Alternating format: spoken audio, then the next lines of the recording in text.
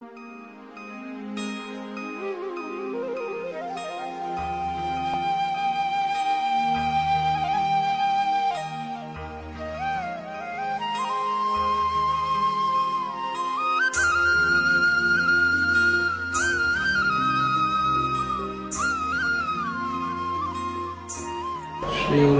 नमः। हरिः ओम्। श्रीरामं दशदिग्व्याप्तं दशेन्द्रियनियामकं दशास्यघ्नं दाशरथिं श्रीनिवासं भजे निजम्। दुर्वादिध्वान्तरवये वैष्णवेन्दीवरेन्दवे श्रीराघवेन्द्रगुरवे नमो अत्यन्तदयालवे। सुधीरसमन्दारं सुधीन्द्रसप्रियं सुषमेन्द्रगुरुं वन्दे सुधीन्द्रकरोद्भवम्। आपादमपर्यन्तं गुरूणाम् आत्मनं स्मरेत् तेन विघ्नाः प्रणश्यन्ति सिद्ध्यन्ति च मनोरथाः। हयग्रीव हयग्रीव हयग्रीवेति यो वदेत् तस्य निस्सरते वाणी जन्नुकन्या प्रवाहवत्। हरिवाय गुरुभ्यो नमः। हरिः ओम्। हंसनामक परमात्मನ ಸಾಕ್ಷಾತ್ ಪರಂಪರೆಯಾದ ಜಗದ್ಗುರು ಶ್ರೀಮನ್ಮಧ್ವಾಚಾರ್ಯರ ಮೂಲ ಮಹಾಸಂಸ್ಥಾನಾಧೀಶ್ವರರಾದ ಶ್ರೀ ರಾಘವೇಂದ್ರ ಸ್ವಾಮಿಗಳವರ ಮಠದ ದಿಗ್ವಿಜಯ ವಿದ್ಯಾಸಿಂಹಾಸನಾಧೀಶ್ವರರಾದ ಉಭಯ ಶ್ರೀಪಾದಗಳವರ ಚಿರಸಾಷ್ಟಾಂಗ ಪ್ರಣಾಮಗಳನ್ನು ಸಲ್ಲಿಸಿ ಭಗವದ್ಭಕ್ತರಲ್ಲಿ ತಿಳಿಸುವುದೇನೆಂದರೆ, ಈ ಯಾವ ಮಾನವ ಜನ್ಮ ಅನ್ನತಕ್ಕಂಥದ್ದು ಅತಿ ಕಷ್ಟ ಸಾಧ್ಯವಾಗಿರತಕ್ಕಂಥದ್ದು ಮತ್ತು ಯಾವಾಗ ಬೇಕಾದವಾಗಿ ಮಾನವ ಜನ್ಮ ಬರಲಿಕ್ಕೆ ಸಾಧ್ಯ ಇಲ್ಲ. ಅದಕ್ಕೆ ಶಾಸ್ತ್ರ ಹೇಳ್ತದೆ, ಜನ್ಮ ಶತಕೋಟಿಷು ಮಾನವತ್ವ ಅಂತ ಹೇಳ್ತಾರೆ. ಒಂದು ಕೇವಲ ಮಾನವತ್ವವನ್ನು ಹೊಂದಿದಂತಹ ಒಂದು ದೇಹ ಬರಬೇಕಾದ್ರೆ 100 ಕೋಟಿ ಜನ ಶಕ್ತಿ ಬರಬೇಕಂತ. ಅದರಲ್ಲಿಯೂ ಕೂಡ ವೈಷ್ಣವತ್ವ ಬರಬೇಕಾದ್ರೆ ಮತ್ತೆ 106 ಕೋಟಿ ಜನ ಶಕ್ತಿ ಬಂದರೆ ಒಂದು ವೈಷ್ಣವತ್ವ ಬರತಕ್ಕಂಥದ್ದಾಗ. ಅದಕ್ಕೆ ನೀತಿ ಬೋಧಕಾರರು ಈ ರೀತಿಯಾಗಿ ಹೇಳ್ತಾರೆ, ಅತುಲಂ ವೃಷ ವೈಷ್ಣವ ವಂಶ ಜನ್ಮ ಅಚ್ಯುತದತ್ತಂ ತ್ವಯಾಕ ವಾಪ್ಯ ವಾಪ್ಯ ವಾಪ್ಯ ಅಂತ ಹೇಳ್ತಾ ಇದ್ದಾರೆ. ಅಂದರೆ ಈ ವೈಷ್ಣವ ಜನ್ಮ ಅಸದೃಶವಾಗಿರತಕ್ಕಂಥದ್ದು ಮತ್ತು ಅಸಾಧ್ಯವಾಗಿರತಕ್ಕಂಥದ್ದು. ಅಂತಹ ಒಂದು ವೈಷ್ಣವ ಜನ್ಮ ಬಂದಾಗ, ಮಾನವ ಜನ್ಮ ಬಂದಾಗ ಅದನ್ನು ಸಾರ್ಥಕತೆ ಮಾಡ್ಕೋಬೇಕು. ಯಾವ ರೀತಿಯಾಗಿ ಸಾರ್ಥಕ ಮಾಡ್ಕೊಳ್ಬೇಕು, ಏನು ಮಾಡಿದ್ರೆ ಸಾರ್ಥಕ ಆಗ್ತದೆ ಅನ್ನೋ ನಿಟ್ಟಿನಲ್ಲಿ ವಿಚಾರ ಮಾಡಿದಾಗ ನಮಗೆ ಶ್ರೇಯಸ್ಸಾಗಬೇಕಾದ್ರೆ ಅಂತರಂಗ ಶುದ್ಧಿ, ಬಾಕಿ ಶುದ್ಧಿ ಎಂಬುದಾಗಿ ಶುದ್ಧಿಯಲ್ಲಿ 2 ಪ್ರಕಾರ. ಈ 2 ತರ ಶುದ್ಧಿ ಅತ್ಯವಶ್ಯಕ. ಈ 2 ಶುದ್ಧಿಗಳಲ್ಲಿ ಒಂದಾಗಿರತಕ್ಕಂಥದ್ದು ಬಾಕಿ ಶುದ್ಧಿ. ಬಾಕಿ ಶುದ್ಧಿ ಆದರೆ ಅಂತರ್ಶುದ್ಧಿ ಆಗಲಿಕ್ಕೆ ಕಾರಣವಾಗ್ತದೆ. ಆ ಬಾಕಿ ಶುದ್ಧಿ ಶುದ್ಧಿ ಆಗಬೇಕಾದ್ರೆ ಸ್ನಾನವನ್ನು ಅವಶ್ಯವಾಗಿ ಮಾಡಬೇಕು. ಪ್ರತಿನಿತ್ಯದಲ್ಲಿಯೂ ಕೂಡ ನಾವು ಸ್ನಾನ ಮಾಡಬೇಕು. ಸ್ನಾನ ಮಾಡಬೇಕಾದ್ರೆ ಹೇಗೆ ಸ್ನಾನ ಮಾಡಬೇಕು, ಅದರಿಂದ ಏನು ಫಲ ಸಿಗ್ತದೆ ಅಂತ ವಿಚಾರ ಮಾಡಿದರೆ, ಪ್ರತಿ ದಿವಸದಲ್ಲಿಯೂ ಕೂಡ ಅರುಣೋದಯಕ್ಕಾದ್ರೆ ಸ್ನಾನವನ್ನು ಮಾಡಬೇಕು ನಾವು. ಅದಕ್ಕೆ ಬ್ರಾಹ್ಮಿ ಮುಹೂರ್ತ ಅಂತ ಕರೀತಾರೆ. ಈ ಬ್ರಾಹ್ಮಿ ಮುಹೂರ್ತ ಅಂತ ಅನ್ಬೇಕಾದ್ರೆ ಯಾವುದೊಂದು ವಿಚಾರ ಮಾಡಿದರೆ, ಬೆಳಗಿನ ಜಾವ ಸುಮಾರು 6 ಗಂಟೆಗೆ ಸೂರ್ಯ ಉದಯ ಆದರೆ ಅದರಿಂದ 45 ನಿಮಿಷ ಹಿಂಭಾಗ, ಅಂದರೆ 5:15ರಿಂದ 6 ಗಂಟೆಯವರೆಗೂ ಏನಿದೆ ಇದು ಬ್ರಾಹ್ಮಿ ಮುಹೂರ್ತ ಅಂತ, ಅರುಣೋದಯ ಕಾಲ ಅಂತ ಕರೆಸಿಕೊಳ್ಬರ್ತಕ್ಕಂಥದ್ದು. ಈ ಅರುಣೋದಯ ಕಾಲದಲ್ಲಿ ಸ್ನಾನವನ್ನ ನಾವು ತಪ್ಪದೇ ಆಚರಣೆ ಮಾಡುವುದರಿಂದ ನಮ್ಮ ದೇಹ ಶುದ್ಧಿ ಆಗತಕ್ಕಂಥದ್ದು. ಇದರಲ್ಲಿ ಸಂಶಯ ಇಲ್ಲ. ಪ್ರತಿನಿತ್ಯದಲ್ಲಿ ಮಾಡಬೇಕು ಅರುಣೋದಯ ಕಾಲದಲ್ಲಿ. ಅದರಲ್ಲಿಯೂ ಕೂಡ ಈ ತಣ್ಣೀರು ಸ್ನಾನ ಇನ್ನೂ ವಿಶೇಷವಾಗಿರತಕ್ಕಂಥದ್ದಾಗಿದೆ. ಪ್ರತಿನಿತ್ಯದಲ್ಲಿಯೂ ಅರುಣೋದಯ ಕಾಲದಲ್ಲಿ ತಣ್ಣೀರು ಸ್ನಾನವನ್ನು ಮಾಡುವುದರಿಂದ ದೇಹ ಗಟ್ಟಿಯಾಗತಕ್ಕಂಥದ್ದಾಗ್ತದೆ, ವರ್ಚಸ್ಸು ಬರತಕ್ಕಂಥದ್ದಾಗ್ತದೆ, ಮನಸ್ಸನ್ನು ಏಕಾಗ್ರತೆ ಬರಲಿಕ್ಕೆ ಸಾಧ್ಯವಾಗ್ತದೆ. ಅಂತಹ ಸ್ನಾನವನ್ನು ಪ್ರತಿನಿತ್ಯದಲ್ಲೂ ನಾವು ಮಾಡಬೇಕು. ಪ್ರತಿನಿತ್ಯದೂ ಮಾಡಲಿಕ್ಕೆ ಆಗಲಿಲ್ಲ ಅಂತಾದ ಪಕ್ಷದಲ್ಲಿ ನಮ್ಮ ಹಿರಿಯರು, ಶಾಸ್ತ್ರಕಾರರು ಕೆಲವೊಂದು ಸಮಯಗಳನ್ನು ವಿಧಾನ ಮಾಡಿದ್ದಾರೆ. ಇಂತಹ ಸಮಯಗಳಲ್ಲಿ ಈ ಸ್ನಾನವನ್ನು ಅವಶ್ಯವಾಗಿ ಮಾಡಬೇಕು ಅಂತ. ಅದು ಯಾವುದು ಅಂತಂದ್ರೆ, ಒಂದು ಕಾರ್ತಿಕ ಮಾಸ, ಒಂದು ಮಾಘ ಮಾಸ, ಒಂದು ವೈಶಾಖ ಮಾಸ ಅಂತೇಳಿ ಈ 3 ಮಾಸಗಳಲ್ಲಿ ಆದರೂ ನಾವು ಪ್ರಯತ್ನಪೂರ್ವಕವಾಗಿ ಬೆಳಗಿನ ಜಾವದಲ್ಲಿ ಅರುಣೋದಯ ಕಾಲಕ್ಕೆ ಸ್ನಾನವನ್ನ ಅವಶ್ಯವಾಗಿ ಮಾಡಲೇಬೇಕು ಅನ್ನೋದನ್ನು ವಿಧಾನ ಮಾಡ್ತಾರೆ. ಹಾಗೆ ವಿಧಾನ ಮಾಡಿದಾಗ ಈಗ ಪ್ರಕೃತದಲ್ಲಿ ಕಾರ್ತಿಕ ಮಾಸ ಪ್ರಾರಂಭಾವಸ್ಥೆ ಒಳಗಿದ್ದೇವೆ ನಾವು. ಇನ್ನೊಂದು ಸಂಶಯ ಬರ್ತದೆ, ಇದು ನಡೀತಾ ಇರತಕ್ಕಂಥದ್ದು ಆಶ್ವೀಜ ಮಾಸ. ಕಾರ್ತಿಕ ಮಾಸ ಹೇಗೆ ಬರ್ತದೆ ಅಂತ ವಿಚಾರ ಮಾಡಿದರೆ, ನಾವು ನಿತ್ಯ ನೈಮಿತ್ತಿಕ ಕರ್ಮಗಳಿಗೆ ಎರಡು ಪ್ರಕಾರವಾಗಿ ಮಾಸಗಣನೆಯನ್ನ ಇಲ್ಲಿ ವಿಧಾನ ಮಾಡ್ತಾ ಇದ್ದಾರೆ. ನಾವು ಪ್ರತಿನಿತ್ಯ ಸ್ನಾನ ಪೂಜಾ ಇತ್ಯಾದಿಗಳಿಗೆಲ್ಲ ಸಂಧ್ಯಾವಂದನ ಇತ್ಯಾದಿಗಳಿಗೆಲ್ಲ ಇದು ನಿತ್ಯ ಕರ್ಮ.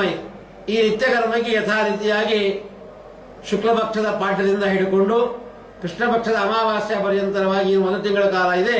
ಇದು ಸ್ನಾನ ಸಂಧ್ಯಾ ವಂದನ ಜಪತಪಾದಿಗಳಿಗೆಲ್ಲ ಪ್ರತಿನಿತ್ಯ ನೀಡಿರತಕ್ಕಂಥದ್ದು ಈ ಗಣನೆಯಲ್ಲಿ ಹಿನ್ನೆಲೆಯಲ್ಲಿ ನಾವು ಮಾಡಬೇಕು. ಇನ್ನು ನೈಮಿತ್ತಿಕ ಕರ್ಮ ಅಂತ ಏನು ಬರ್ತದೆ, ಈ ನೈಮಿತ್ತಿಕ ಕರ್ಮವನ್ನು ಆಚರಣೆ ಮಾಡತಕ್ಕಂಥ ಪ್ರಸಂಗ ಬಂದಾಗ ಅಲ್ಲಿ ಮಾಸಗಣನೆಯನ್ನ ಪೌರ್ಣಿಮೆಯಿಂದ ಹಿಡಿದು ಪೌರ್ಣಿಮೆವರೆಗೂ ಶುಕ್ಲ ಪಕ್ಷದ ಪೌರ್ಣಿಮೆಯಿಂದ ಹಿಡಿದು ಮತ್ತೆ ಮುಂದೆ ಬರತಕ್ಕಂತಹ ಶುಕ್ಲ ಪಕ್ಷದ ಪೌರ್ಣಿಮೆವರೆಗೂ ಏನಿದೆ ಇದು ನೈಮಿತ್ತಿಕ ಕರ್ಮಗಳಿಗೆ ಅನುಷ್ಠಾನ ಮಾಡಲಿಕ್ಕೆ ಮಾಸವನ್ನ ಈ ರೀತಿಯಾಗಿ ಗಣನೆ ಮಾಡಿಕೊಂಡು ಈ ಹಿನ್ನೆಲೆಯಲ್ಲಿ ಸ್ನಾನ ಧರ್ಮಾದಿಗಳನ್ನ ಆಚರಣೆ ಮಾಡಿ ಅದನ್ನ ಪರಮಾತ್ಮ ಸಮರ್ಪಣೆ ಮಾಡಿದರೆ ನಮಗೆ ವಿಶಿಷ್ಟವಾದ ಫಲ ಸಿಗುತ್ತದೆ ಅಂತ ಹೇಳ್ತಾ ಇದ್ದಾರೆ. ಅದರೊಂದಿಗೆ ಪ್ರಕೃತದಲ್ಲಿ ಕಾರ್ತಿಕ ಮಾಸದ ಈ ಶುಕ್ಲ ಪಕ್ಷದ ಆಶ್ವೀಜ ಮಾಸ ಶುಕ್ಲ ಪಕ್ಷದ ಪೌರ್ಣಿಮೆಯಿಂದ ಪ್ರಾರಂಭ ಮಾಡಿಕೊಂಡು ಕಾರ್ತಿಕ ಮಾಸ ಶುಕ್ಲ ಪಕ್ಷದ ಪೌರ್ಣಿಮೆವರೆಗೂ ಒಂದು ತಿಂಗಳಿದೆ. ಈ ಒಂದು ತಿಂಗಳ ಕಾಲ ವಿಶೇಷವಾಗಿ ಕಾರ್ತಿಕ ಮಾಸ ಅನುಸಂಧಾನ ಮಾಡಿಕೊಂಡು ಕಾರ್ತಿಕ ಮಾಸದಲ್ಲಿ ಮಾಡಬೇಕಾದಂತಹ ಕರ್ತವ್ಯಾಂಶಗಳನ್ನ ಚೆನ್ನಾಗಿ ತಿಳಿದುಕೊಂಡು ತನ್ಮೂಲಕವಾಗಿ ನಾವು ಧರ್ಮಾಚರಣೆಯನ್ನು ಮಾಡಿ ಅದರಲ್ಲಿ ಭಗವಂತ ಸಮರ್ಪಣೆ ಮಾಡಿದರೆ ನಮಗೆ ಅನೇಕವಾಗಿರತಕ್ಕಂತಹ ಫಲಗಳು ಸಿಗತಕ್ಕಂತಹದ್ದಾಗಿ. ಈಗ ಪ್ರಕೃತದಲ್ಲಿ ಸ್ನಾನದ ವೈಶಿಷ್ಟ್ಯವನ್ನು ಹೇಳ್ತಾ ಇದ್ವಿ. ಈಗ ಆಶ್ವೀಜ ಮಾಸ ಶುಕ್ಲ ಪಕ್ಷದ ಪೌರ್ಣಿಮೆಯಿಂದ ಪ್ರಾರಂಭ ಮಾಡಿಕೊಂಡು ಅರ್ಥಾತ್ ನಿನ್ನೆಯಿಂದ ಪ್ರಾರಂಭ ಮಾಡಿ ಬರುವ ಪೌರ್ಣಿಮೆವರೆಗೂ ಒಂದು ತಿಂಗಳ ಕಾಲ ಬೆಳಗಿನ ಜಾವದಲ್ಲಿ ಸ್ನಾನವನ್ನು ಅವಶ್ಯವಾಗಿ ಮಾಡಬೇಕು. ಅದು ಯಾವ ಕಾಲ ಹೇಗಿರಬೇಕು ಅಂದ್ರೆ ಆಕಾಶದಲ್ಲಿ ನಕ್ಷತ್ರಗಳಿರಬೇಕು. ನಕ್ಷತ್ರಗಳು ಇರತಕ್ಕಂತಹ ಸಂದರ್ಭದಲ್ಲಿ ಸ್ನಾನ ಮಾಡಿದರೆ ಅದು ಉತ್ತಮ ಸ್ನಾನ ಅಂತ ಕರೆಸಿಕೊಳ್ಳುತ್ತದೆ. ನಕ್ಷತ್ರ ಕಳೆದ ಮೇಲೆ ಸ್ನಾನ ಮಾಡಿದರೆ ಅದು ಮಧ್ಯಮ ಸ್ನಾನ ಅಂತ ಕರೆಸಿಕೊಳ್ಳತಕ್ಕಂಥದ್ದಾಗ್ತದೆ. ಸೂರ್ಯ ಬಂದ ಮೇಲೆ ಸ್ನಾನ ಮಾಡಿದರೆ ಅದು ಅಧಮ ಸ್ನಾನ ಎಂಬುದಾಗಿ ಕರೆಸಿಕೊಳ್ಳತಕ್ಕಂಥದ್ದಾಗ್ತದೆ. ಮೂರು ರೀತಿಯಾದ ಸ್ನಾನವನ್ನು ಮಾಡಿದರೆ ಮೂರು ರೀತಿಯಾದ ಫಲ ನಮಗೆ ಬಿಡಿ ಬಿಡಿಯಾಗಿ ಸಿಗತಕ್ಕಂಥದ್ದಾಗ್ತದೆ. ಅದಕ್ಕೋಸ್ಕರವಾಗಿ ಯಾರಿಗೆ ಉತ್ತಮ ಫಲಾಪೇಕ್ಷೆ ಇರ್ತದೋ ಅವರು ನಕ್ಷತ್ರ ಇರೋದ್ರೊಳಗಾಗಿ ಎದ್ದು ಹಾಸಿಗೆಯಿಂದ ಎದ್ದು ಶೌಚಾದಿಗಳನ್ನೆಲ್ಲ ಮುಗಿಸಿಕೊಂಡು ಶುದ್ಧವಾದ ವಸ್ತ್ರಗಳನ್ನು ಧಾರಣ ಮಾಡಿಕೊಂಡು ಅನಂತರಲ್ಲಿ ತಣ್ಣೀರು ಸ್ನಾನವನ್ನು ಮಾಡಬೇಕು ಅವಶ್ಯವಾಗಿ. ಈ ತಣ್ಣೀರು ಸ್ನಾನ ಮಾಡಿ ಮತ್ತೇನು ಮಾಡಬೇಕಾಗಿ ವಿಶೇಷವಾಗಿ ಸ್ನಾನ ಮಾಡೋದು, ನಾಮಮುದ್ರೆಗಳನ್ನು ಧಾರಣ ಮಾಡೋದು, ಅನಂತರದಲ್ಲಿ ಅದೇ ರೀತಿಯಾಗಿ ಹರಿವಾಯ ಗುರುಗಳ ಸನ್ನಿಧಾನದಲ್ಲಿ ತುಳಸಿ ಸನ್ನಿಧಾನದಲ್ಲಿ ವಿಶೇಷವಾಗಿ ದೀಪ ಪ್ರಜ್ವಾಲನೆ ಮಾಡೋದು. ಮಾಡ್ತಾ ಭಗವಂತನ ನಾಮ ಸಂಕೀರ್ತನ ಮಾಡ್ತಾ ತದೇಕ ಚಿತ್ತದಿಂದ ಭಗವಂತನ ಮುಂದೆ ಕುಳ್ಕೊಂಡು ಭಗವಂತನ ಕುರಿತು ಧ್ಯಾನ ಮಾಡೋದು. ಇದನ್ನು ನಾವು ಪ್ರತಿನಿತ್ಯದಲ್ಲಿ ಕಾರ್ತಿಕ ಮಾಸ ಒಂದು ತಿಂಗಳ ಕಾಲ ಪ್ರತಿನಿತ್ಯದಲ್ಲಿ ಮಾಡಿ ಅದರ ಕೊನೆಗೆ ಪೌರ್ಣಿಮಾ ದಿವಸ ಅದನ್ನು ಮುಗಿಸ್ತಕ್ಕಂಥವರಾಗಿ ನಮ್ಮ ನಮ್ಮ ಯೋಗ್ಯತಾನುಸಾರವಾಗಿ ಅದರ ದೀಪದಾನವನ್ನು ಮಾಡತಕ್ಕಂಥವ್ರಾಗಬೇಕು. ದೀಪದಾನವನ್ನು ಮಾಡೋದ್ರಿಂದ ಇಡೀ ಒಂದು ತಿಂಗಳ ಕಾಲ ನಾವು ಈ ಧರ್ಮಾಚರಣೆ ಮಾಡಿರ್ತೀವಿ, ಅದು ಸಂಪೂರ್ಣವಾದ ಫಲ ಅವತ್ತು ನಮಗೆ ಸಿಗತಕ್ಕಂತಹದ್ದಾಗ್ತದೆ ಅನ್ನೋದನ್ನ ಇಲ್ಲಿ ವಿಧಾನ ಮಾಡ್ತಾ ಇದ್ದಾರೆ. ಹೀಗೆ ಈ ಕಾರ್ತಿಕ ಮಾಸದ ಒಂದು ತಿಂಗಳ ಕಾಲ ಅರುಣೋದಯ ಕಾಲದಲ್ಲಿ ಏಳಬೇಕು, ಸ್ನಾನವನ್ನು ಮಾಡಬೇಕು. ಇವರು ಸ್ತ್ರೀಯರಾಗಲಿ ಪುರುಷರಾಗಿರಲಿ ಯಾರೇ ಆಗಿರಲಿ ಸ್ನಾನವನ್ನು ಮಾಡಿ ಅವರವರ ವರ್ಣಕ್ಕೆ ಬೇಕಾದಂತಹ ಚಿಹ್ನೆಗಳನ್ನ ಧಾರಣ ಮಾಡಿ ಅವಶ್ಯವಾಗಿ ಧಾರಣೆ ಮಾಡಲೇಬೇಕು. ಯಾವುದೇ ಮತದವರೇ ಆಗಿರಲಿ ಯಾವುದೇ ವರ್ಣದವರಾಗಿರಲಿ ಅವರು ತಮಗೆ ವಿಹಿತವಾದಂತಹ ಚಿಹ್ನೆಗಳನ್ನು ಧಾರಣ ಮಾಡಲಾರದೆ ಸ್ನಾನಾದಿ ಯಾವುದೇ ಒಳ್ಳೆಯ ಕರ್ಮವನ್ನು ಮಾಡಿದರೂ ಸಹಿತ ಅದಕ್ಕೆ ಯಾವ ತರದ ಫಲನೂ ಇಲ್ಲ. ಅದಕ್ಕೋಸ್ಕರವಾಗಿ ಆಯಾಯ ವರ್ಣದವರು ಆಯಾಯ ಆಶ್ರಮದವರು ಅವರಿಗೆ ಮೀತವಾದಂತಹ ಚಿಹ್ನೆಗಳನ್ನು ಧಾರಣ ಮಾಡಿಕೊಂಡು ಅವರವರಿಗೆ ಮೀತವಾದಂತಹ ಸಂಸ್ಕಾರಕ್ಕೆ ಅನುಗುಣವಾಗಿ ಚಿಹ್ನೆಗಳನ್ನು ಧಾರಣ ಮಾಡಬೇಕು. ಉದಾಹರಣೆಗೆ ವೈಷ್ಣವರು ದ್ವಾದಶ ನಾಮಗಳು ಪಂಚಮುದ್ರೆಗಳನ್ನ ಧಾರಣ ಮಾಡಲೇಬೇಕು. ಕೇವಲ ಸ್ನಾನ ಮಾಡಿದಷ್ಟೇ ಅಲ್ಲ, ಸ್ನಾನ ಮಾಡಿ ಆ ಪಂಚಮುದ್ರೆಗಳನ್ನ ನಾಮಧಾರಣೆಯನ್ನು ಮಾಡಿ ಆಮೇಲೆ ಆ ಗುರುಗಳ ಎದುರಿನಲ್ಲಿ ಪರಮಾತ್ಮ ಎದುರಿನಲ್ಲಿ ತುಳಸಿ ವೃಂದಾವನ ಸನ್ನಿಧಾನದಲ್ಲಿ ಗೋಶಾಲೆಯಲ್ಲಿ ಅಧ್ಯಯನ ಮಾಡತಕ್ಕಂಥ ಸ್ಥಳಗಳಲ್ಲಿ ವಿಶೇಷವಾಗಿ ಬೆಳಗ್ಗೆ ಮತ್ತು ಸಾಯಂಕಾಲ ದೀಪವನ್ನ ಪ್ರಜ್ವಲನೆ ಮಾಡತಕ್ಕಂಥವ್ರಾಗಬೇಕು. ಈ ದೀಪದ ಒಂದು ವೈಶಿಷ್ಟ್ಯ ಕಾರ್ತಿಕ ಮಾಸದಲ್ಲಿ ಅನೇಕ ರೀತಿಯ ವರ್ಣನೆ ಮಾಡ್ತಾ ಇದ್ದಾರೆ. ಅದಕ್ಕೋಸ್ಕರವಾಗಿ ಈ ದೀಪವನ್ನ ಹಚ್ಚತಕ್ಕಂಥವ್ರಾಗಬೇಕು. ದೀಪ ಹಚ್ಚಬೇಕಾದ ಉಪಯೋಗ ಬೇಕಾದಂತಹ ಪಾತ್ರಗಳು ಯಾವುದು ಅಂತಂದ್ರೆ ಅದು ಬೆಳ್ಳಿದಾಗಿರ್ಬಹುದು ಅಥವಾ ಬಂಗಾರದಾಗಿರ್ಬಹುದು, ತಾಮ್ರದಾಗಿರ್ಬಹುದು, ಮಣ್ಣಿನಿಂದ ಮಣ್ಣಿನ ಪಾತ್ರೆ ಆಗಿರಬಹುದು. ಅವರವರ ಯೋಗ್ಯತಾನುಸಾರವಾಗಿ ಆಯಾಯ ಆಕಾರ ಸಿಗತಕ್ಕಂತಹ ಪದಾರ್ಥಗಳ ಪಾತ್ರೆಗಳನ್ನು ಸ್ವೀಕಾರ ಮಾಡಿ ಆ ಪಾತ್ರೆಗಳಲ್ಲಿ ಎಣ್ಣೆ ಅಥವಾ ತುಪ್ಪ ಹಾಕಿ ಹತ್ತಿಯಿಂದ ಮಾಡಿದಂತಹ ಬತ್ತೆಯನ್ನು ಅದರಲ್ಲಿ ಹಾಕಿ ಆಮೇಲೆ ಗುರುಗಳ ಎದುರಿನಲ್ಲಿ ಪರಮಾತ್ಮನ ಎದುರಿನಲ್ಲಿ ಮತ್ತು ವಾಯುದೇವರ ಸನ್ನಿಧಾನದಲ್ಲಿ ತುಳಸಿ ವೃಂದಾವನ ಇತ್ಯಾದಿಗಳೆಲ್ಲ ಆ ದೀಪ ಪ್ರಜ್ವಾಲನೆಯನ್ನ ಅವಶ್ಯವಾಗಿ ಮಾಡತಕ್ಕಂಥವರಾಗಬೇಕು. ಆಮೇಲೆ ಒಂದು ಸ್ವಲ್ಪ ಹೊತ್ತು ಕೂತ್ಕೊಂಡು ಪರಮಾತ್ಮನ ಚಿಂತನೆಯನ್ನ, ಭಗವಂತನ ಮಹಿಮೆಗಳನ್ನ, ಭಗವಂತನ ಕಥಾಶ್ರಮಣ, ಭಗವಂತನ ನಾಮ ಸಂಕೀರ್ತನೆ ಮಾಡೋಣ, ವಾಯುದೇವರ ನಾಮ ಸಂಕೀರ್ತನೆ ಮಾಡೋಣ, ಗುರುಗಳ ನಾಮ ಸಂಕೀರ್ತನೆ ಮಾಡೋಣ. ಗುರುಗಳ ಸೇವಾ, ವಾಯುದೇವರ ಸೇವಾ, ಭಗವಂತನ ಸೇವಾ, ಹೀಗೆ ಅನೇಕವಾಗಿರತಕ್ಕಂತಹ ಧಾರ್ಮಿಕವಾದಂತಹ ವಿವಿಧವಾದ ಕರ್ಮಗಳನ್ನ ಆಚರಣೆ ಮಾಡ್ತಾ ಈ ಒಂದು ತಿಂಗಳ ಕಾಲ ನಾವು ಅವಶ್ಯವಾಗಿ ತಣ್ಣೀರು ಸ್ನಾನ ಮಾಡಬೇಕು ಅಂತ ವಿಧಾನ ಮಾಡ್ತಾ ಇದ್ದಾರೆ. ತಣ್ಣೀರು ಸ್ನಾನ ಮಾಡಲಿಕ್ಕೆ ಅಶಕ್ತರಾಗಿರತಕ್ಕಂತಹ ವ್ಯಕ್ತಿಗಳು ಹೇಗೆ ಮಾಡೋದು? ಹಾಗಾದ್ರೆ ಅವರಿಗೆ ಸ್ನಾನವೂ ಇಲ್ಲವೋ ಹೇಗೆ ಅಂತ ಒಂದು ಪ್ರಶ್ನೆ ಬರ್ತದೆ. ಅದಕ್ಕೆ ಶಾಸ್ತ್ರಕಾರರು ನಮಗೆ ಒಂದು ರೀತಿಯಾಗಿ ನಮಗೆ ಉಪಯೋಗ ಚೆನ್ನಾಗಿ ನಮಗೆ ಉಪಯೋಗ ಮಾಡಿಕೊಟ್ಟಿದ್ದಾರೆ. ಅದು ಹೇಗೆ ಅಂದ್ರೆ, ಅಶಕ್ತರಾದವರು ಸಹಿತ ಈ ರೀತಿಯಲ್ಲಿ ಸ್ನಾನವನ್ನ ಮಾಡಿದರೆ ಅವರಿಗೆ ತಣ್ಣೀರು ಸ್ನಾನ ಮಾಡಿದ ಫಲ ಸಿಗಬೇಕು, ಆ ಫಲ ಅವ್ರು ಸಿಕ್ಕೇ ಸಿಗುತ್ತದೆ ಅಂತ. ಅದು ಹೇಗೆ ಅಂತ ವಿಚಾರ ಮಾಡಿದ್ರೆ, ನಾವು ಸ್ನಾನ ಮಾಡತಕ್ಕಂತಹ ಸಂದರ್ಭದಲ್ಲಿ ಸ್ನಾನ ಮಾಡತಕ್ಕಂತಹ ಪಾತ್ರೆ ಏನಿರ್ತದೆ, ಆ ಪಾತ್ರೆಯಲ್ಲಿ ಮೊದಲು ತಣ್ಣೀರು ಹಾಕಬೇಕು, ಆಮೇಲೆ ಬಿಸಿನೀರನ್ನು ಹಾಕಬೇಕು, ಆಮೇಲೆ ಮತ್ತೆ ತಣ್ಣೀರನ್ನು ಹಾಕಬೇಕು. ಹಾಕಿ ತುಳಸಿ ಮೃತ್ತಿಕಾವನ್ನ ಅದರಲ್ಲಿ ಸೇರಿಸಬೇಕು. ತುಳಸಿ ಮೃತ್ತಿಕಾವನ್ನು ಹಾಕಿ ಚೆನ್ನಾಗಿ ಕದಲಬೇಕು. ಅಲ್ಲಿ ನಾರಾಯಣ ಅಷ್ಟಾಕ್ಷರವನ್ನು ಜಪ ಮಾಡಿ ಆಮೇಲೆ ಆ ನೀರಿನಿಂದ ಸ್ನಾನವನ್ನು ಮಾಡಿದರೆ ನಮಗೆ ತಣ್ಣೀರು ಸ್ನಾನ ಮಾಡಿದ ಫಲ ಸಿಗತಕ್ಕಂಥದ್ದು. ಅಷ್ಟೇ ಅಲ್ಲ, ಸ್ನಾನ ಮಾಡತಕ್ಕಂತಹ ಸಂದರ್ಭದಲ್ಲಿ ಗಂಗಾ ಸ್ಮರಣೆಯನ್ನು ಮಾಡತಕ್ಕಂಥವ್ರು ಆಗಬೇಕು. ಅವಶ್ಯವಾಗಿ ಗಂಗಾ ಸ್ನಾನವನ್ನು ಮಾಡಲೇಬೇಕು, ಗಂಗಾ ಸ್ಮರಣೆ ಮಾಡಬೇಕು, ಗಂಗಾ ಸ್ನಾನವನ್ನು ಮಾಡತಕ್ಕಂಥವ್ರು ಆಗಬೇಕು. ಈ ಕಾರ್ತಿಕ ಮಾಸದಲ್ಲಿ ಅಂತ ಹೇಳ್ತಾರೆ. ಗಂಗಾ ಸ್ನಾನ ಮಾಡಲಿಕ್ಕೆ ಆಗಲೇ ಇದ್ದಕ್ಕಂಥವರು ಅದಕ್ಕೆ ಹೇಳ್ತಾರೆ, ಮನೆಯಲ್ಲೇ ಕುತ್ಕೊಂಡು ಗಂಗಾ ಗಂಗೇತಿ ಯೋ ಬ್ರೂಯಾತ್ ಅಂತ ಹೇಳಿದಂತೆ ನಾವು ಮನೆಯಲ್ಲೇ ಇದ್ದುಕೊಂಡು ಭಕ್ತಿ ಶ್ರದ್ಧಾಪೂರ್ವಕವಾಗಿ ಗಂಗಾ ಗಂಗೆ ಎಂಬುದಾಗಿ ಗಟ್ಟಿಯಾಗಿ ಕೂಗಿ ಸ್ನಾನವನ್ನು ಮಾಡಿದರೆ ಆ ಗಂಗಾ ಸ್ನಾನ ಮಾಡಿದ ಫಲ ನಮಗೆ ಸಿಗತಕ್ಕಂತಹದ್ದಾಗ್ತದೆ ಅನ್ನೋದನ್ನು ವಿಧಾನ ಮಾಡ್ತಾ ಇದ್ದಾರೆ. ಇನ್ನೊಂದು ವಿಷಯ ತಿಳಿಸಬೇಕಿಲ್ಲಿ, ಗಂಗಾ ಸ್ನಾನವನ್ನ ಈ ಕಾರ್ತೀಕ ಮಾಸದಲ್ಲಿ ಗಂಗಾ ಸ್ನಾನಕ್ಕಿಂತಲೂ ಕಾವೇರಿ ನದಿಯ ಸ್ನಾನ ಅತ್ಯಂತ ವಿಶಿಷ್ಟವಾಗಿರತಕ್ಕಂತಹದ್ದು ಅಂತ ಹೇಳ್ತಾರೆ. ಗಂಗಾ ಸ್ನಾನ ನಾವು ಎಲ್ಲ ಪಾಪಗಳನ್ನು ಕಳ್ಕೊಳ್ಳಿಕ್ಕೆ ಎಲ್ಲಿಗೆ ಹೋಗ್ತೀವಿ? ಗಂಗಾ ನದಿಗೆ ಹೋಗ್ತೇವೆ. ಗಂಗಾ ನದಿಯಲ್ಲಿ ವಾಸ್ತವಿಕವಾಗಿ ಈ ಒಂದು ತಿಂಗಳ ಕಾಲ ಭಾಗೀರಥಿಯ ಗಂಗಾ ನದಿಯಲ್ಲಿ ಇರೋದೇ ಇಲ್ಲ. ಗಂಗಾದೇವಿಯ ಸನ್ನಿಧಾನ ಈ ಗಂಗಾ ನದಿಯಲ್ಲಿ ಇರೋದೇ ಇಲ್ಲ ಈ ಒಂದು ತಿಂಗಳ ಕಾಲ. ಅದು ಹೇಗೆ ಸಾಧ್ಯ ಅಂತ ವಿಚಾರ ಮಾಡಿದ್ರೆ, ಒಂದು ಸಾರಿ ಗಂಗಾದೇವಿ ಆಲೋಚನೆ ಮಾಡಿದಂತೆ ಎಲ್ಲಾ ಜೀವರಾಶಿಗಳೆಲ್ಲ ಬಂದು ತಾವು ಮಾಡಿದಂತಹ ಪಾಪವನ್ನು ತಗೊಂಡು ಬಂದು ನನ್ನಲ್ಲಿ ಬಿಟ್ಟು ಹೋದಕ್ಕಂಥವ್ರು ಆಗ್ತಾರೆ, ನನ್ನಲ್ಲಿರತಕ್ಕಂತಹ ಪಾಪವನ್ನು ನಾವು ಕಳ್ಕೊಳ್ಳೋದು ಹೇಗೆ ಅಂತ ವಿಚಾರ ಮಾಡಿದಂತೆ. ಆ ವಿಚಾರ ಮಾಡಿ ರುದ್ರದೇವರ ಹತ್ರ ಬರ್ತಾಳೆ. ರುದ್ರದೇವರ ಹತ್ರ ಬಂದು ತನ್ನ ಸಂಶಯವನ್ನ ರುದ್ರದೇವರ ಮುಂದೆ ಹೇಳ್ಕೊಳ್ತಾಳೆ. ಹೇಳ್ಕೊಂಡಾಗ ರುದ್ರದೇವರಂತಾರೆ, ನೀನೇನು ಆಲೋಚನೆ ಮಾಡೋದು ಬೇಡ, ತುಲಾ ಮಾಸದಲ್ಲಿ ನೀನು ಕಾವೇರಿ ನದಿಯಲ್ಲಿ ಇದಕ್ಕೆ ಹೋಗಿ ಅಲ್ಲಿ ಸನ್ನಿಧಾನ ಆಗತಕ್ಕಂಥವಳ.